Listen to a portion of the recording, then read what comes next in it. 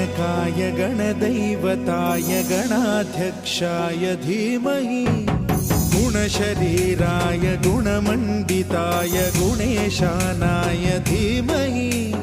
गुणातीताय गुणाधीशाय गुणप्रविष्टाय धीमहि